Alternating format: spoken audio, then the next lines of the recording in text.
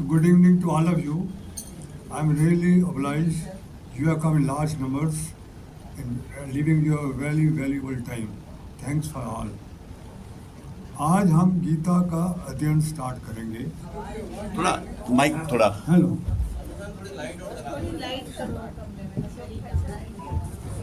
अभी किसी ने बोला लाइट ऑफ कर दो तो किया है मैंने. यहाँ पे ऑन करो. स्टेज थोड़ा सा स्टेज आप बोलिए. हेलो. ठीक है अभी ओके. गीता एक ऐसा धर्म शास्त्र है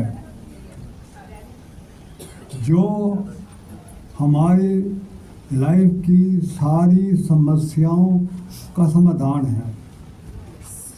वो समस्या चाहे मानसिक हो, शारीरिक हो, आध्यात्मिक हो या किसी व्यापार संबंधी हो, नौकरी संबंधी हो, रिलेशन हो, कोई ऐसी समस्या नहीं है जिसका समाधान गीता में नहीं है.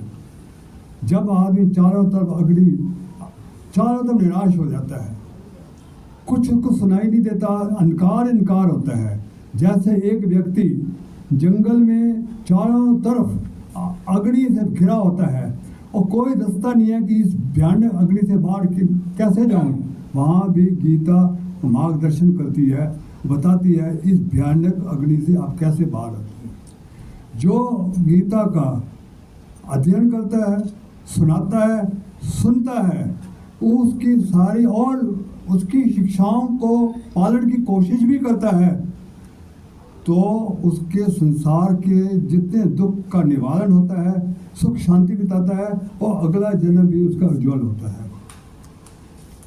गीता प्रथम अध्याय में जो विषाद योग जिसे 47 वर्सेस है, जब अर्जुन ने ये देखा कि कौरव सेना में सारे उसके प्रियजन हैं, सारे उसके संबंधी हैं, कोई ताया है, कोई चाचा है, कोई भांजा है, सारे संबंधी है, और उसके ऊपर उसने देखा कि मेरे गुरुजन है वहाँ पर, कृपाचार्य है, द्रोणाचार्य है, भीष्म पितामह है.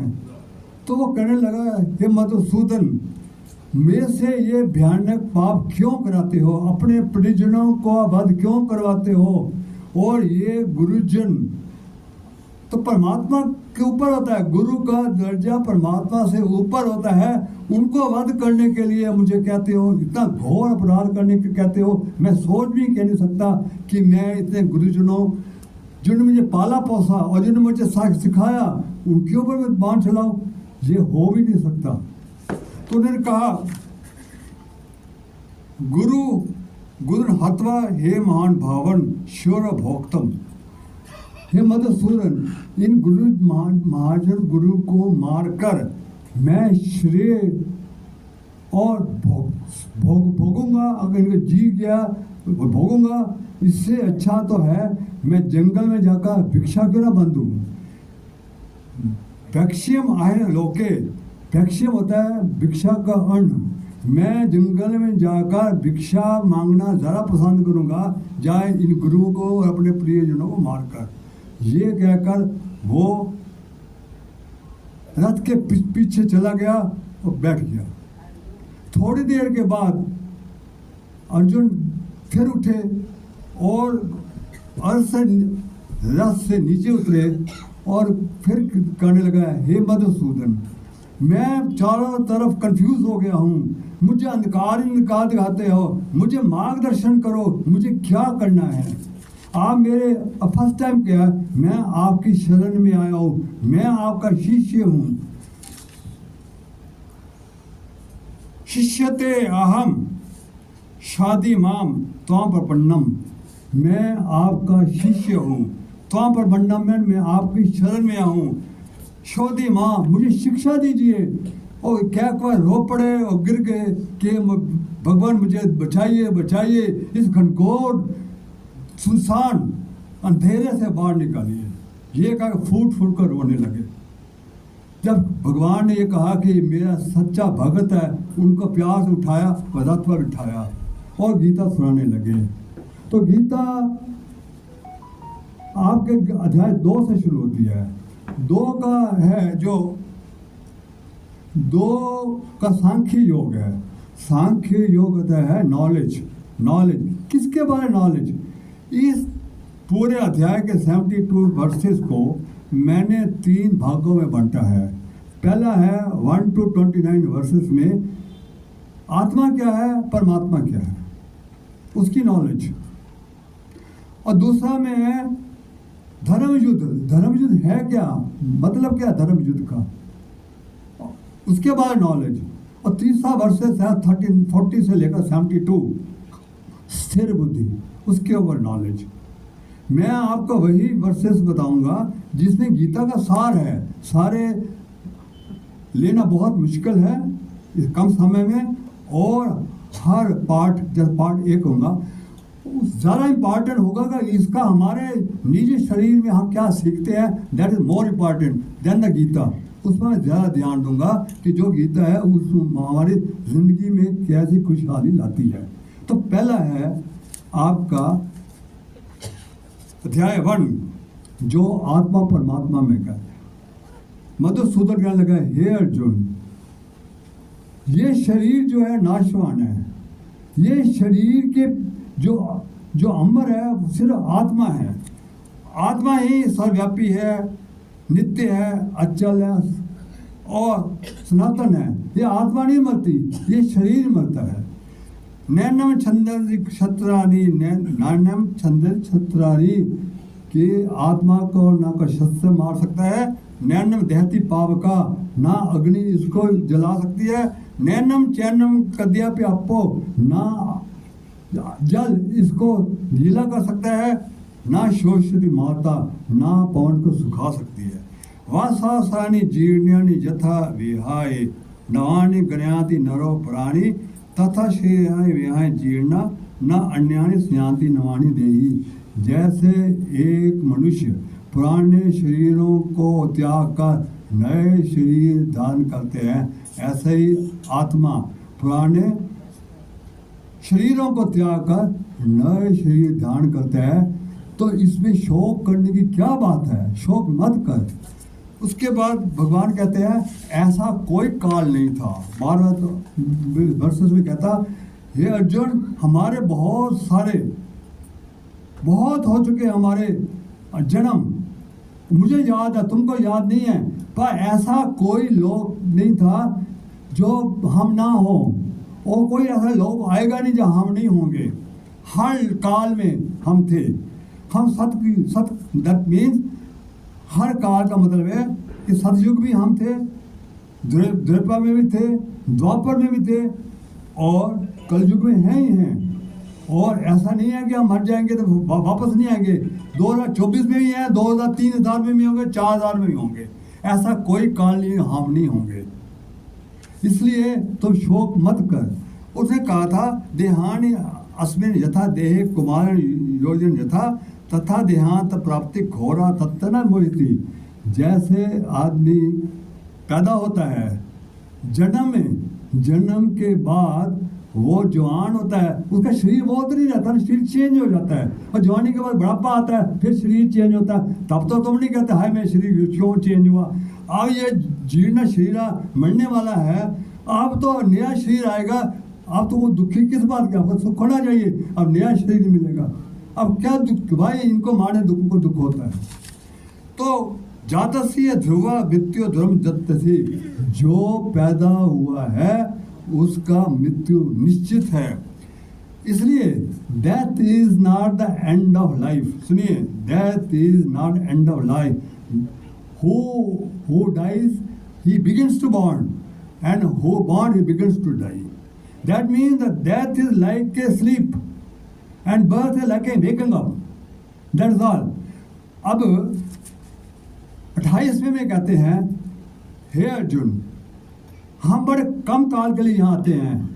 हम पहले अपकट पैदा होने से पहले भी अपकट थे, और मरने के बाद भी कहाँ चले जाते मालूम नहीं होते हैं। शॉर्ट टाइम के लिए इस संसार में आते हैं, अदरवाइज तो हाँ अपकट थे, कहाँ होते हैं, कम जाएंगे। इसलिए अब हमारे साइंस भी ये कहती है कि जो everything is made of energy, हम एनर्जी के बने हुए हैं। Energy is neither created not destroyed. जैसे जल एनर्जी है, जल अगर भाप बन जाती है तो आप क्या समझते हैं कि जल खत्म हो गया? जल अगर बर्फ बन जाती है तो आप समझते हैं कि बर्फ खत्म हो गई। ऐसे आदमी खत्म नहीं होता, आदमी इटर्नल है, दूसरा जन्म आ जाता है, इसलिए शोक ना कर। इसके बाद मैं कुछ क्वेश्चन आपसे पूछूंगा कि आप बताइए कि जब वो कहते हैं कि आदमी पुराने शरीरों को छोड़कर नए शरीर पैदा करता है, पुराने वस्त्रों को छोड़कर नए वस्त्र करता है, आत्मा पुराने शरीरों को छोड़कर नए शरीरों को धारण करती है, तो आत्मा करती है या जीव आत्मा करती है? जो हम दूसरा शरीर धारण करते हैं ये आत्मा करती है, जीव आत्मा करती है? कोई बता सकता है आत्मा करती है, जीव आत्मा करती है? जो नया शरीर मिलता है आत्मा करती है, जीव आत्मा करती है? जीव आत्मा करती है, बिल्कुल सही है। जब आप ये कहते हैं, जो आदमी डेथ हो जाती है, कि परमात्मा उसकी आत्मा को शांति दे, क्या ये स्टेटमेंट ट्रू है? क्या आप इस स्टेटमेंट एग्री करते हो कि जब हम कहते हैं हे परमात्मा उसकी आत्मा को शांति दे, तो क्या ये स्टेटमेंट ट्रू है? ये स्टेटमेंट इज नॉट ट्रू। यहाँ मतलब है कि जीव आत्मा को शांति दे। आत्मा को क्या शांति है? आत्मा तो इटर्नल है, आत्मा तो शांति का सागर है। मतलब है उस जीव आत्मा को जो गया है उसको शांति दे, ना कि आत्मा को शांति दे। ये बना हुआ है। अब मैं आप बताऊंगा कि जीव आत्मा आत्मा में फर्क क्या है। जब ये मालूम हो जाए तो कई क्वेश्चन आप में सॉल्व हो जाएंगे। तो जीव आत्मा जब आदमी होता है वो तो आत्मा है। जब माइंड के साथ आइडेंटिफाई होता है तो अपना स्वाभाविक जो नेचर है कि मैं शांति का सागर हूँ वो भूल जाता है। और वो बस उसको तो चाहिए ना, उसको तो हैप्पीनेस चाहिए, बिकॉज के नेचर हैप्पीनेस है, तो वो संसार में हैप्पीनेस ढूंढता है। संसार तो ये है स्मॉल आई, इसको बोलते हैं जीव आत्मा। जब आइडेंटिफाइड हो जाता है वो जीव आत्मा हो जाता है। जब सोल के साथ आइडेंटिफाइड है वो आत्मा है। तो जो शरीर धारण करता है वो मैंने इसमें लिखा है आई चेंजेस। आई मैंने स्मॉल आई, और कैपिटल स्मॉल आई मीन्स जीव आत्मा, और कैपिटल आई है आत्मा। तो small I changes from birth to birth as per karma take different forms. Sometimes a man sorry जीव आत्मा ही नए नए शरीर धारण करती है। यही जीव आत्मा कभी पुअर फैमिली में पैदा होती है, कभी रिच फैमिली में पैदा होती है। Sometimes he is born in genius and handsome, but the inner self आत्मा is the real person whose nature is pure consciousness ever shines and is changeless, that nor the change undergoes no change। आत्मा में कोई फर्क नहीं पड़ता। जितने हम दुख सुख पाते हैं वो जीव आत्मा डालती है, आत्मा नहीं करती है। जो भोग भोगते हैं वो जीव आत्मा में होती है, आत्मा नहीं करती। तो आत्मा जीवात्मा में फर्क को करने के लिए मैं थोड़ा और बताता हूँ कि आदमी क्या है। आदमी 3 शरीरों का बना हुआ है और एक इंजन। अच्छा, एक इंजन है, एक बोगी है जो इंजन के साथ वाली बोगी है, फिर दूसरी बोगी है, तीसरी बोगी है। जो गार्ड वाली बोगी है उसको बोलते हैं स्थूल शरीर, जो सबसे बड़ी बोगी है। जो बीच वाली बोगी है उसको बोलते हैं सूक्ष्म शरीर। जो इंजन के साथ वाली बोगी है उसको बोलते हैं कारण शरीर। तो आदमी 3 शरीरों का बना हुआ है, और जो इंजन है वो आत्मा है। वो इंजन आपका भी, आप भी उस इंजन का, मेरा भाई इंजन है, पर हमारी तीनों बोगियां डिफरेंट है। हम तीनों बोगियां, तो तीनों बोगियों में क्या क्या है, क्या क्या है, ये सोचने की बात है। तो मैं इसको और भी बताता हूँ कि 5 सर्कल है, 5 शीर का बना हुआ है परमात्मा, जो आदमी। पहला सबसे बड़ा सर्कल वो होता है ग्रास बॉडी, स्थूल शरीर। उसके बीच में छोटा सर्कल वो होता है वाइटल एयर शीट। ये 2 सर्कल, पहला 1 सर्कल और 2 सर्कल, इसको बोलते हैं बोगी नंबर 1 सुख दर्द में स्थूल शरीर। स्थूल शरीर में क्या है, अन्नमय कोशा मीन्स जो हम खाना खाते हैं वो, और जिसमें रेस्पिरेटरी सिस्टम है, एयर लेते हैं, ये फर्स्ट दो हैं, food sheet and the vital sheet, ये बोगी नंबर 1 है, स्थूल शरीर है। फिर थर्ड है मेंटल शीट, माइंड, जिसमें माइंड है, थॉट्स हैं, और चौथा है जिसमें इंटेलेक्ट है, बुद्धि है। ये 3 और 4 मिलकर आपका बीच वाली बोगी है, जिसको बोलते हैं सूक्ष्म शरीरा। सूक्ष्म शरीरा में क्या है? मन और बुद्धि। और जब आप मेडिटेशन करते हैं, मेडिटेशन में आप डिटैच होते हो फूड शीट के साथ, BMI, बॉडी से डिटैच होते हो, माइंड से डिटैच होते हैं, इंटेलेक्ट से डिटैच होते हो, परम शांति आती है उस वक्त। परम शांति क्यों होती है? कि मन कंट्रोल में होता है, बुद्धि कंट्रोल में होती है। उस तब आप चले जाते हैं चौथे सर्कल में या 5वें सर्कल में। 5वां सर्कल है अन्नमय कोशा, जिसको बोलते हैं ब्लिस शीट। ब्लिस शीट को बोलते हैं कारण शरीरा, जो बोगी नंबर 3 है। वो कारण शरीर में क्या है?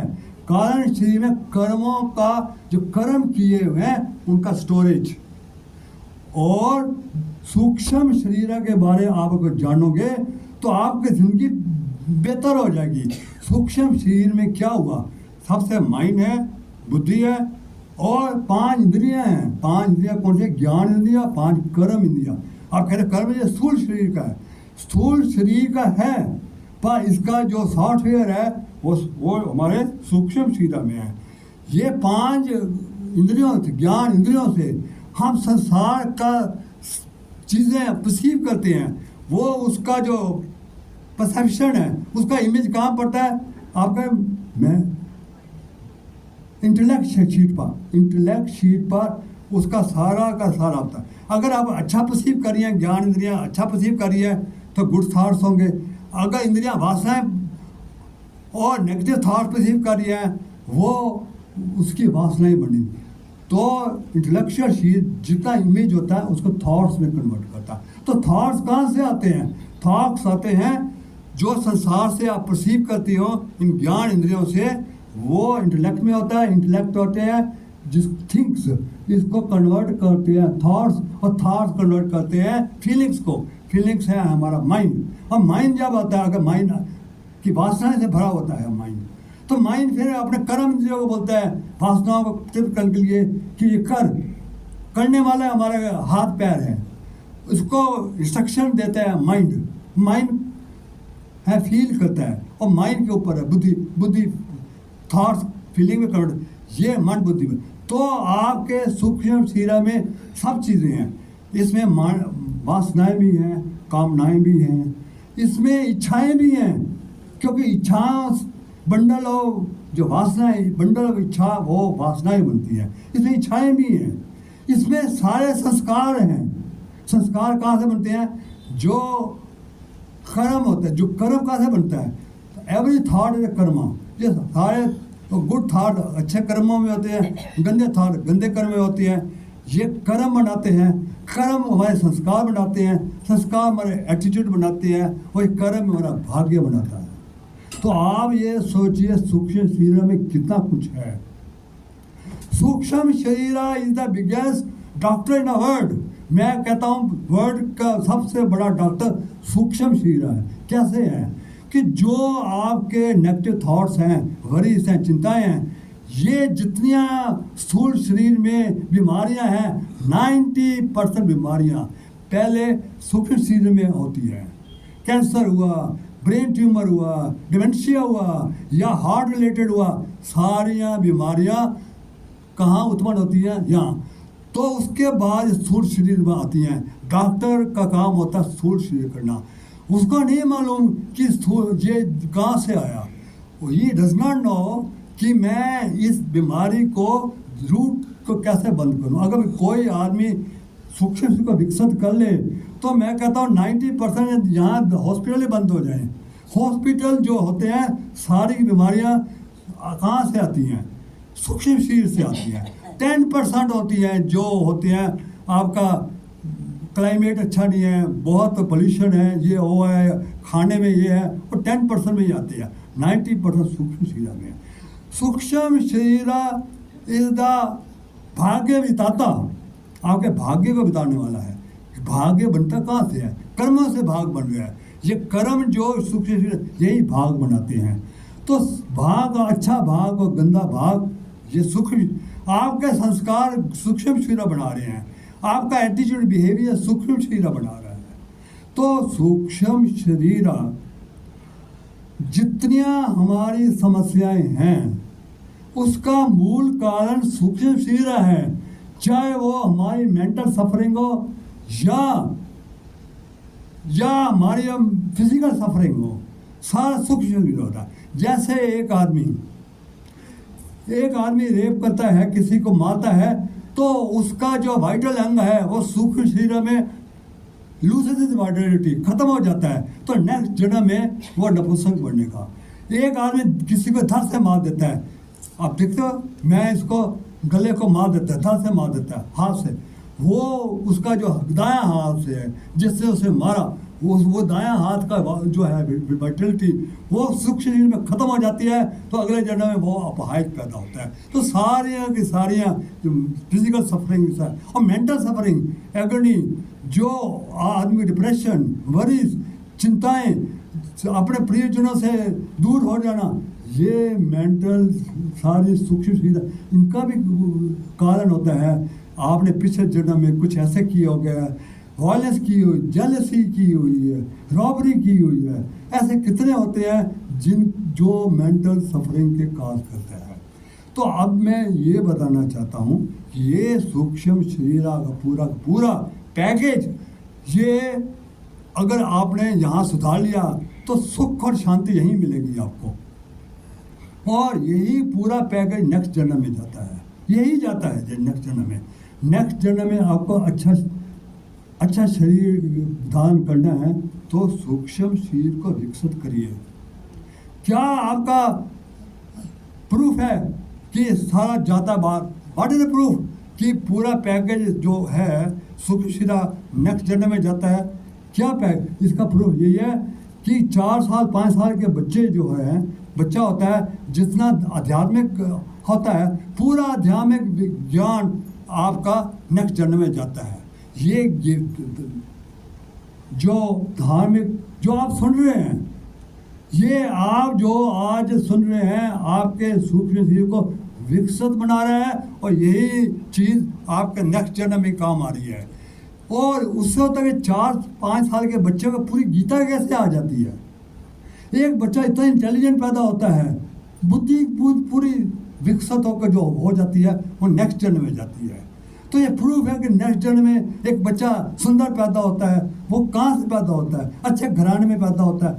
ये सारा जैसा जो सूक्ष्म शरीर है, ऐसे ही आप जो वही आपका जन्म नेक्स्ट जन्म, वही आपका नेक्स्ट जन्म का शरीर वही बनाता है। तो क्या चीज़ नहीं जाती नेक्स्ट जन्म में? ऑल फिजिकल चीज़ें, जितना बैंक बैलेंस है आपका वो नहीं जाता। जितने फिजिकल नॉलेज है, चाहे डॉक्टरी की हो, वो डॉक्टरी की PhD हो, वो नेक्स्ट जन्म में नहीं जाता। फिर उसको मेडिकल में ABCD पढ़ना पड़ेगा। जितना आप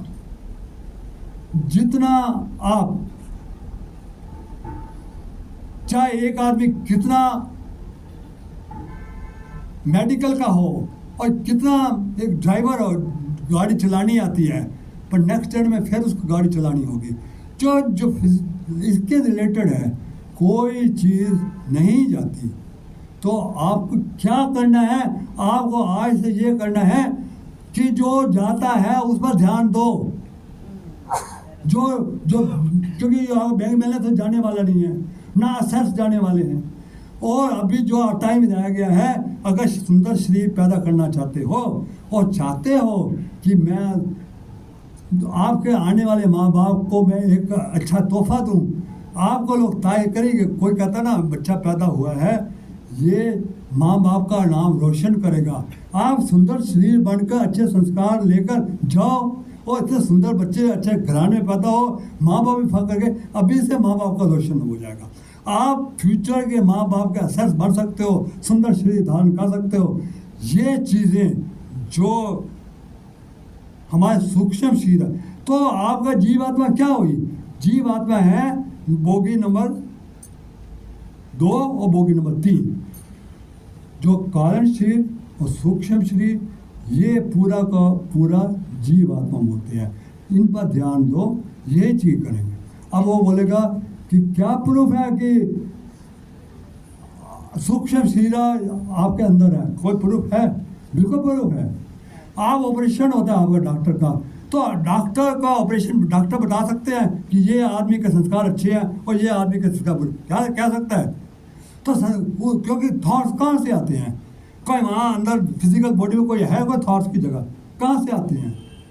एक आदमी अच्छी आपको आ जाती है, एक खबर आ जाती है, एकदम हाँ, तो एकदम विकसित हो जाती है। क्यों हो जाती है? एक गंदी खबर आती है, मुंह छोटा हो जाता है। ये सारा सूक्ष्म शरीर से ही कनेक्टेड है, फिजिकल बॉडी से नहीं होता। अब नेक्स्ट है कि आप इसको विकसित कैसे करोगे? विकसित करने के लिए सबसे पहले आपको मैंने क्या नहीं बोला कि ज्ञान इंद्रियां जो परसीव करती हैं वो इमेज हमारी इंटेलेक्चुअल शीट में बनती है। तो आप परसीव वही करिए ना, ये आपके हाथ में है कि संसार से क्या विचार लाने, जैसे आप मेरे से सुन रहे हैं, ये अच्छा कार्य है। आप संसार की कौन सी चीज़ें अंदर खींचना चाहती हैं, ये ज्ञान नदियाँ वासनाएं खींचेंगी तो नेगेटिव होगा। अगर परमात्मा का नाम खींचेगी, अच्छे से विचार, अच्छी किताबें पढ़ोगे, ये अंदर आ गया, वो पॉजिटिव थॉट्स होंगे। तो भगवान कृष्ण बोलते हैं कि हमारा शरीर क्षेत्र है, ये क्षेत्र है। तो धर्म क्षेत्र भी यही है और कुरुक्षेत्र भी यही है। वो कहते हैं इदम शीरम कौंतेय क्षेत्रम इति अभियते। इस क्षेत्र में आप अगर पॉजिटिव थिंग्स संसार से ग्रहण करेंगे तो ये धर्म क्षेत्र बन जाएगा, और नेगेटिव थिंग्स करेंगे जो कुरुक्षेत्र बन जाएगा। तो नेगेटिव आपका जो डेवल शक्तियाँ भी इसमें हैं और डिवाइन शक्तियाँ भी इसमें हैं, दोनों का युद्ध होता रहता है, धर्म क्षेत्र युद्ध होता रहता है। अंदर ही महाभारत हो रहा है।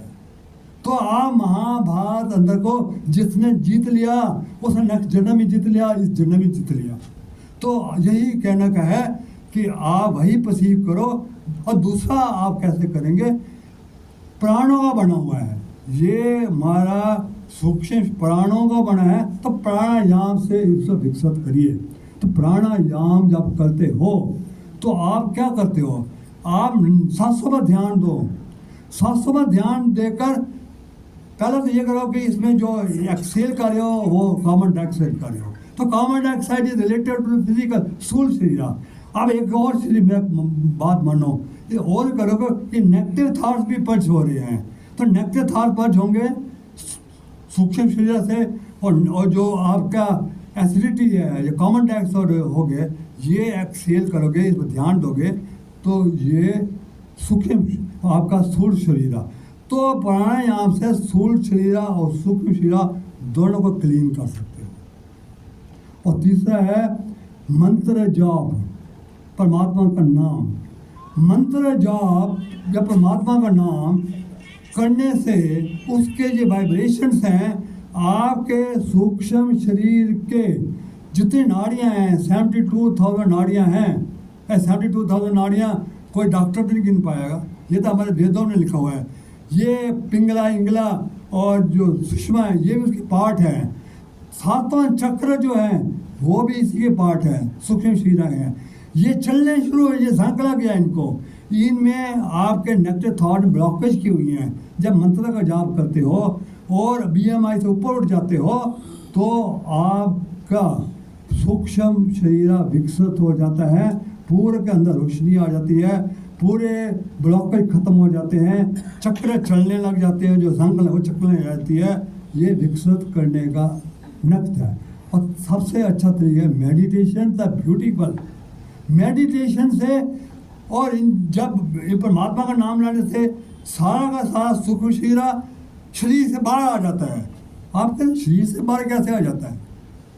ये सूक्ष्म शरीर स्थूल शरीर के कंटेक्ट में कैसे आता है? 5 कर्म इंद्रियां और 5 ज्ञान इंद्रियों, इनसे बंधा हुआ है। जब आप मेडिटेशन करते हो तो आप बीएमआई से मुक्त हो जाते हो, बॉडी से मुक्त हो जाते हो, तो आपका कर्म इंद्रियों से मुक्त हो गए, और माइंड एंड बुद्धि से हो जाते हो तो माइंड से मुक्त हो गए, तो ज्ञान इंद्रिय से मुक्त हो जाते हैं।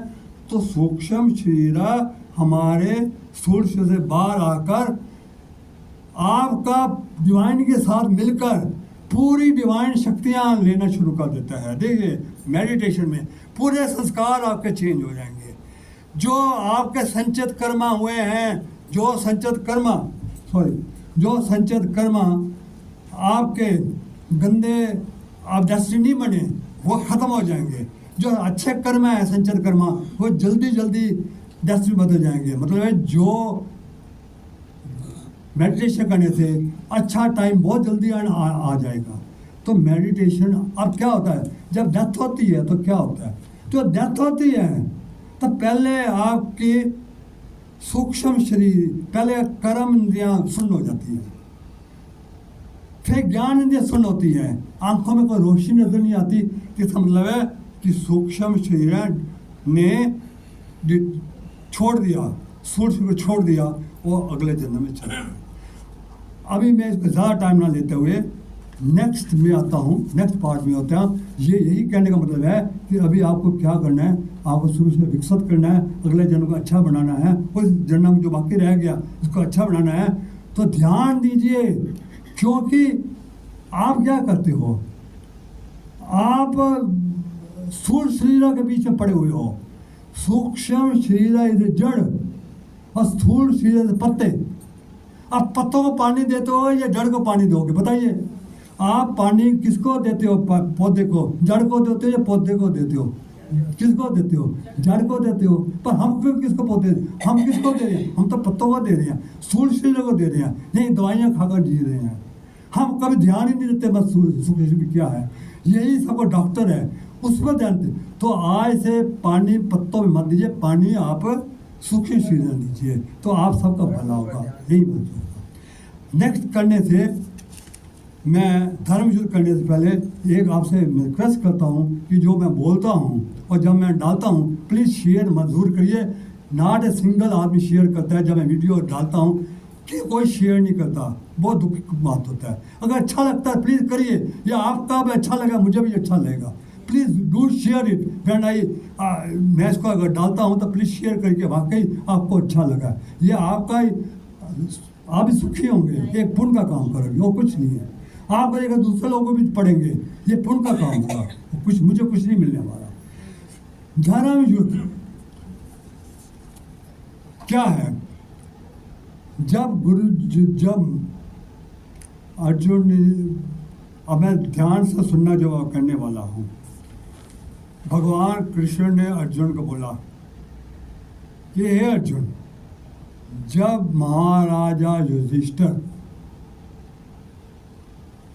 डायल में कीड़ा गैमले में हार गए थे, तो आपके ये जो गुरुजन जिनको बार बार बोल रहे उन्हें, इन्होंने डिसाइड किया था कि 12 साल का वनवास और 13 साल अज्ञात वर्ष के बाद ये तुम्हारा सारा किंगडम लौटा देंगे। अगर 13वें साल में किसने इनको पकड़ लिया तो फिर 12 साल और 13 अज्ञात वर्ष होगा।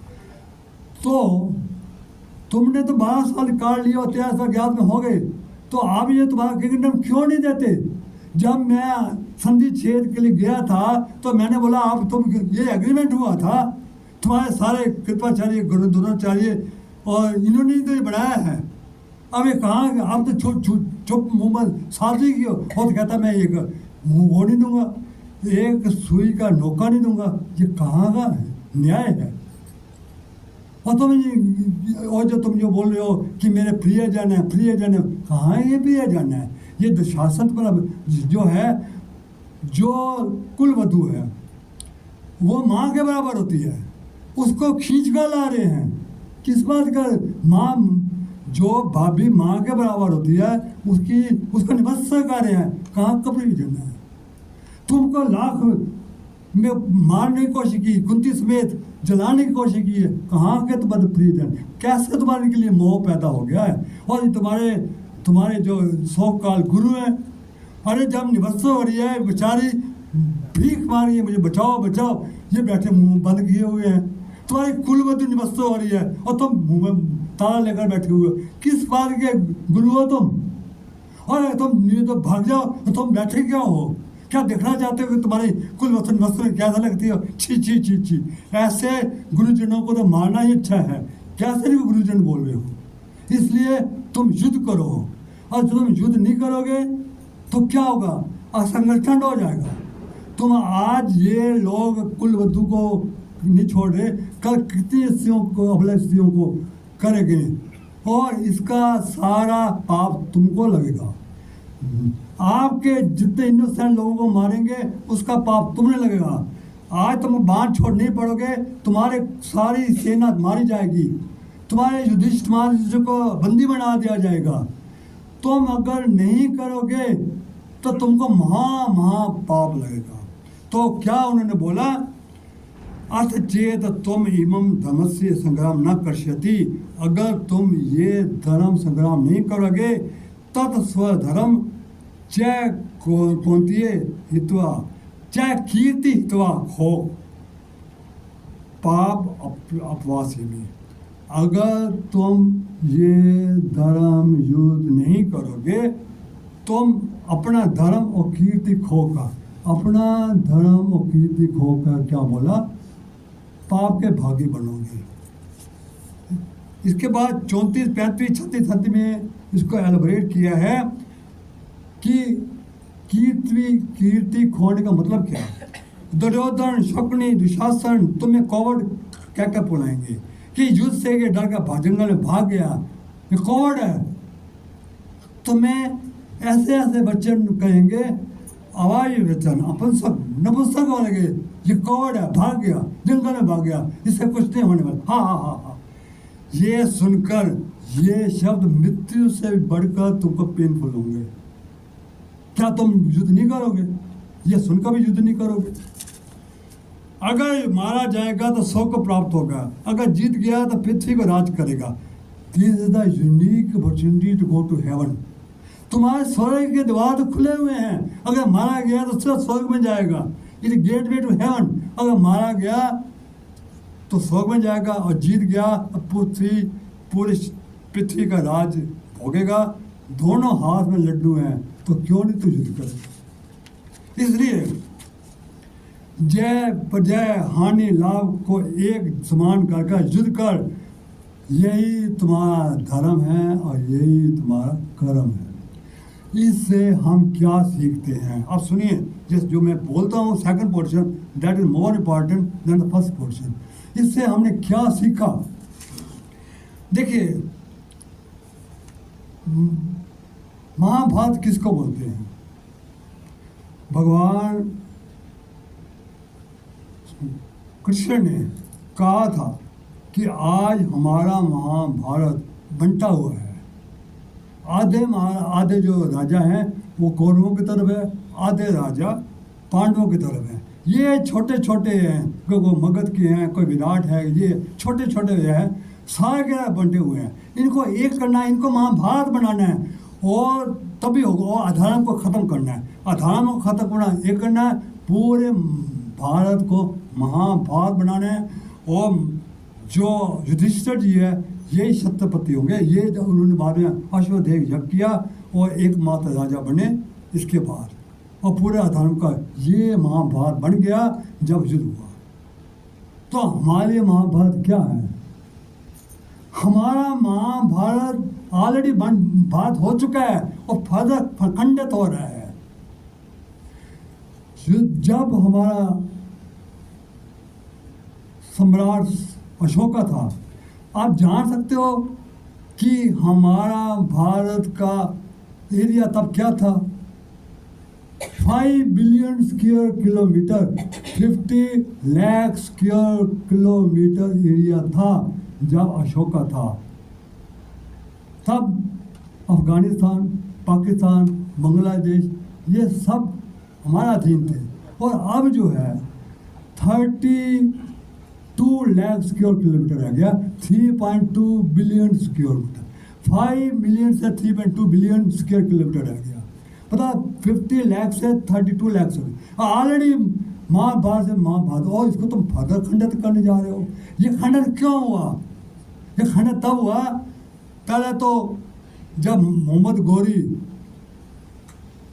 जयचंद मिल गया उसके साथ, तब पृथ्वी चौहान पकड़ा गया, तब गौरी वंश आया। किसकी वजह से आया? जयचंद की वजह से, बागी की वजह से। उसकी वजह से फिर गौरी वंश आया, फिर खिलजी वंश आया, फिर तुगलक वंश आया, फिर लोधी वंश आया। 350 सब गुलाम रहे इन के बारे में। 1550 और 1200 साल जब पृथ्वी चौहान थे। 1550 में जब पानीपत का हुआ, लोधी को बाबर ने मारा, तब बाबर ने लोधी वंश खत्म करके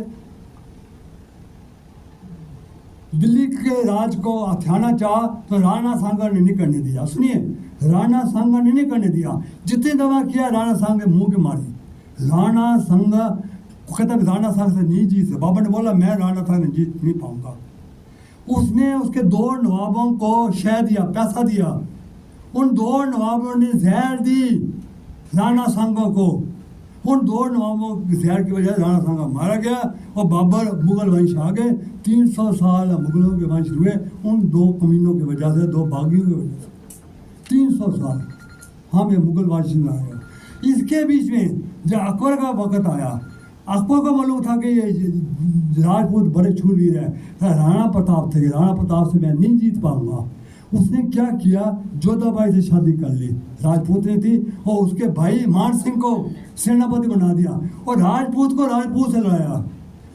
हल्दी घाटी राज में मान सिंह और महाराणा प्रताप का युद्ध हुआ। देखिए, उसकी वजह से हम गुलाम हुए। उसके बाद 1857 में जब गदर हुआ, तो एक रानी की झांसी की रानी थी लक्ष्मीबाई। उस बेचारी को कोई, उसके आसपास जितने स्टेट से अंग्रेजों ने सबको शह देकर अपने हाथ में कर लिया। बेचारी अकेली कुछ अपने सैनिकों के साथ अंग्रेजों के साथ लड़ी चढ़ी। जाने से पहले अपने घोड़े को ले गई एक याद जगह पर, और सुनने की जगह शायद आपको नहीं मिलूंगा। वहाँ पर अपने घोड़े को बोली, हे बेटे, मेरे शरीर को अंग्रेजों के हवाले मत करना है मेरे बच्चे। और वहाँ के पुजारी को बोला, जैसे ये घोड़ा लाएगा मेरे शरीर का दादा संस्कार कर देना, मेरे शरीर को अंग्रेजों के न करना। यही हुआ।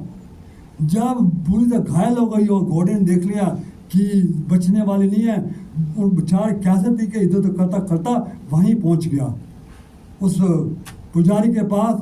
उसका संस्कार हुआ। घोड़ा बैठा बैठा रो रहा, वो अपनी उसकी चिता देखकर, और रोता रोता वहीं खत्म हो गया। एक घोड़ा और दूसरा घोड़ा चेतक, उसने बड़ा नाला था। जब पूरी मुगल सेना के पीछे गई, इतने बड़े नाले को उसने कैसे पार कर लिया, उसने महाराणा प्रताप को बचा लिया, आप मर गया। देखो, ये 2 घोड़े और ये वो 2 बागी। अब देखो परमात्मा की लीला देखो, आदमी बड़ा या जानवर बड़ा। देखिए, यार खून नहीं खोलता इन बोगियों की तरह से।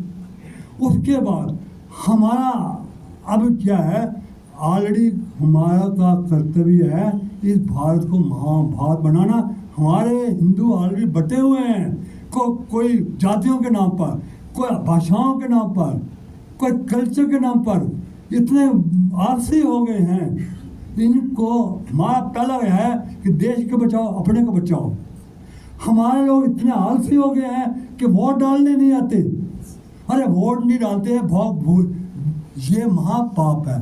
तुम्हारा पहली ड्यूटी है कि देश को एकता करना। आप चले जाते हो सैटरडे संडे जाकर, कब मंदिर में चले गए, मंदिर में आप मंदिर क्या करेगा, वहाँ पर जाकर भोग विलास करेगा। परमात्मा उसकी सुनता है, पहली अपनी ड्यूटी दोबारा परमात्मा की ड्यूटी। परमात्मा कहता है मैं सेक्रेटरी हूँ, पहली तुम्हारी ड्यूटी है देश को बचाओ, महाभारत को महाभारत बनाओ। ये आप सीखो गीता के ज्ञान से, तुम भी सीखो। एकजुट हो जाओ, तुम एकजुट हो जाओ। और अगर हथियार डालना पड़ता हथियारों को करो, बिना अब आप बोलोगे बिना हथियार, हर देवी देवता के हथियार होते हैं अपने बचाने के लिए और देश को बचाने के लिए। अगर आपको हथियार करना पड़े तो करिए। अब क्या हुआ, मोहम्मद गजनवी थोड़ी टटोली लेकर आया अफगानिस्तान से, पूरे सोमनाथ मंदिर को ले गया और जितने पुजारी थे सबको मार दिया। क्या पुजारी किया, क्या उन्हें माँ शिव जी की पूजा कर रहे थे। शिव जी कहते हैं कि पहले तुम अपनी रक्षा और देश की रक्षा करो, मेरी पूजा बाद में करो। देखो सीखो इनसे कि पहले कर्तव्य तुम्हारा ड्यूटी निभाओ, ड्यूटी से बढ़कर कोई चीज़ नहीं है। और इससे नेक्स्ट आता है कि धर्म और अधर्म में क्या फर्क है। धर्म होता है हमको सारी मजहब को समान से देखो, एक भवंती सुखिना सब बंधु सुखानिया, सब सुखी रहे। धर्म सबको जोड़ता है, अधर्म जो होता है वो जुदा करता है। दूसरी जाति जो है, दूसरी जाति अधर्म है। हम हमारा मजहब को नहीं करोगे तो काफिर कहलाओगे, ये अधर्म है, ये अधर्म है जो दूसरी जाति माइनॉरिटी कह रही है।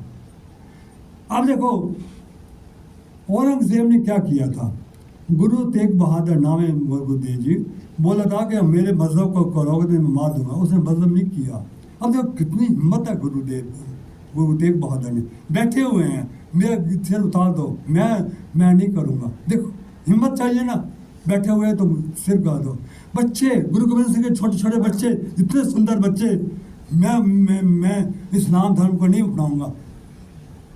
ये होता है हमारे। इसके बाद अब देखिए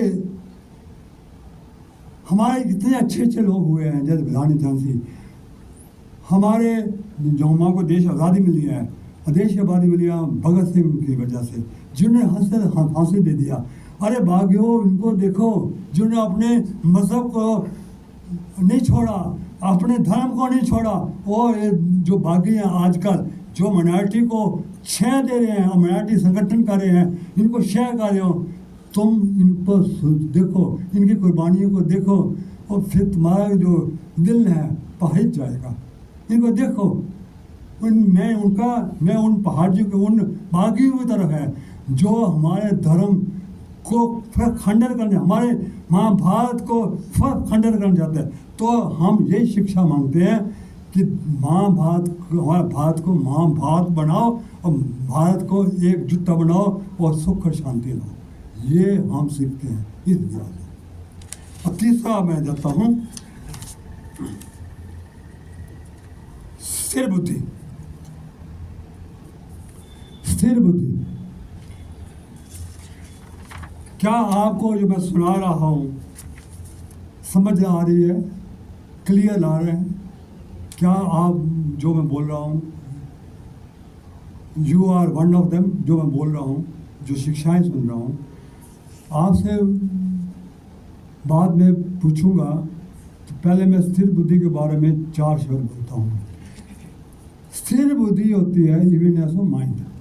आज संसार चाहे युद्ध हो या कोई कार्य हो हमारा, जब तक हमारी माइंड शांत नहीं है हम उस कार्य को सफल नहीं कर सकते।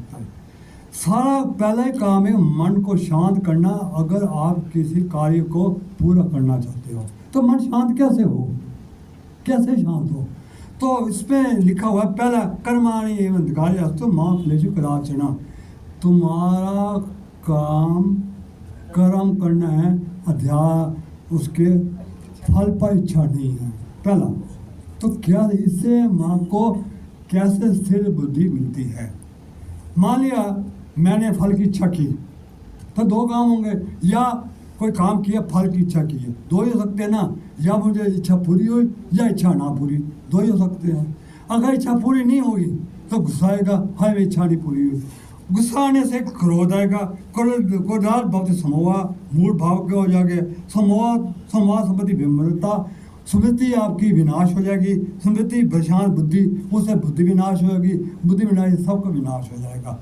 मतलब अगर आपका क्रोध आ गया तो सबका विनाश हो गया, तो माइंड अस्थिर हो जाएगा। और अगर आपका काम हो गया तो, आपका काम बन गया तो जो काम बन जाता है वो अस्थाई होता है, शॉर्ट स्क्रीन के लिए। वो जो इच्छा आगे पूरी होती है, it gives birth to another इच्छा, दूसरी इच्छा को पैदा करती है, वो तीसरी इच्छा को पैदा करती है। ये बेबंडल इच्छा बिकम वासनाएं, उससे माइंड और शांत हो जाता है। तो इसलिए में इन्होंने लिखा है, रमन महर्षि ने, कृति माँ उदतो फलम असाधन गति निरोधम in the war ocean action. फलम, जो आपकी इच्छा पूरी होती है, फल जो मिलता है वो अशांतम है, वो टेम्पररी हैप्पीनेस है। गति निरोधम, ये गति निरोध देगा। ये जो आपकी इच्छा पूरी होगा गया, ये टेम्पररी हैप्पीनेस है, ये अस्थाई है। इन गिव राइज टू अनदर इच्छा, दैट नथर्ड इच्छा। तो क्या करें? तो इसमें दो चीज़ें हैं। क्या हम इच्छा की कामना ना करें? या इच्छा की कामना नहीं करेंगे तो मैं काम कैसे करूँगा? How I inspired? अगर मैं फर्स्ट क्लास की कामना नहीं करूँगा तो मैं मेहनत कैसे करूँगा? ये बहुत लोगों ने पूछा है। किसने रोका? मतलब ये है कि आप वो एम रखो, फर्स्ट क्लास का एम रखो। वो किसने रोका है? पर आपका फर्स्ट क्लास नहीं आती तो निराश मत हो, बिकॉज आपका 59.5% आ जाते हैं। तो निराश नहीं होना, बिकॉज ये आपके हाथ में नहीं है। फर्स्ट क्लास आपके हाथ में, आपका हाथ मेहनत करना, वो हाथ में नहीं है, वो आपके हाथ में नहीं है। अब दो व्यक्ति है, दो, मैं आपसे पूछता हूँ कि एक शास्त्र बोलता है, एक स्टूडेंट कहता है भगवान करे मुझे पास हो जाऊँ, हे परमात्मा मुझे पास कर दो, वो पास हो जाता है।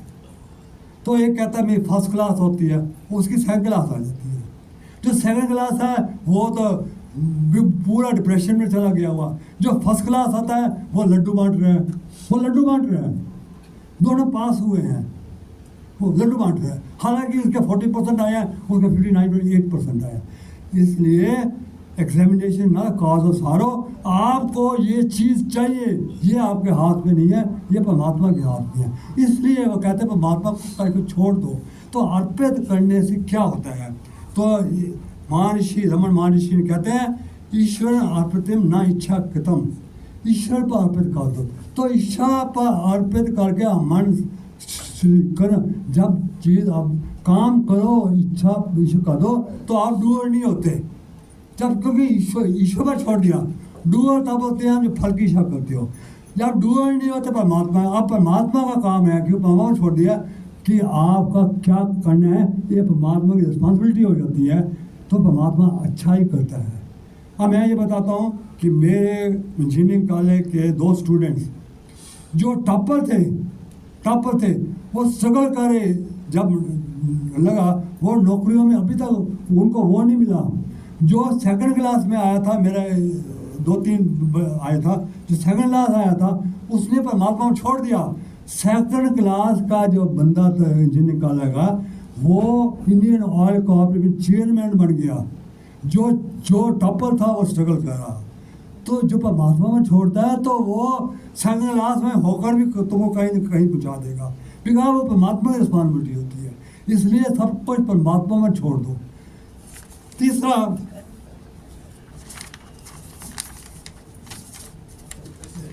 बाकी श्लोकों में लिखा हुआ है कि मन शांत कब नहीं होता, अगर आपका सफलता में आप ज़्यादा उत्साहित मत हो, आपको बड़ी कामयाबी मिल रही है, उत्साहित मत हो। और अगर आपको कोई सेटबैक हो तो निराश नहीं होता, निराश मत हो। जब अर्जुन ने पूछा हे मधुसूदन, जो स्थिर बुद्धि के लक्षण क्या हैं, तो भगवान ने कहा लक्षण यही है कि ज़्यादा सफलता से उछलो नहीं, और आपका जो दुख समय आता है तो निराश मत हो। तो इस सारे चीज़ों को पूरे 4-5 को इकट्ठा करके मैंने स्थिर बुद्धि के ऊपर एक आर्टिकल लिखा, नवंबर 2014 में आज तक 10 साल हो गए हैं, वो मैं आपको पढ़ कर सुनाता हूँ, जिसमें स्थिर बुद्धि का पूरा वो लिखा हुआ है। इसमें क्या लिखा हुआ है? इसका है this truth shall pass equity. There is a saying how good period it is और how bad period it is, it won't last, life is forever changing, this truth shall pass. ये चीज़ pass हो जाएगी। After the night day comes, after the day night comes, after summer winter comes, after winter summer comes. Same is the case of pleasure and gain. Lord says, if a man performs work with even as a mind, success and failure remains same in success and failure. His mind always remains calm, which is true worship of God.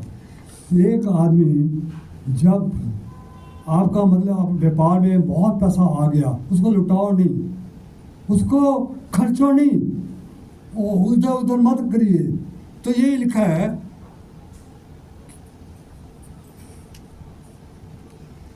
In good period many person work in key position, politician, fraud, swamis and businessman after attaining power and position become egoistic and start misusing the position accumulate what wealth. यही हमारे जितने politician यही तो कर रहे हैं, सब पैसा कमा रहे हैं, अच्छा अच्छे बन गए, अच्छा टाइम आ गया, मैं एमपी बन गया हूँ, ये लड़ाओ वो करो, फिर दुनिया भर के वो कम हो जाते हैं, इधर से पैसा लो, अमास वेल्थ इकट्ठा करते हैं।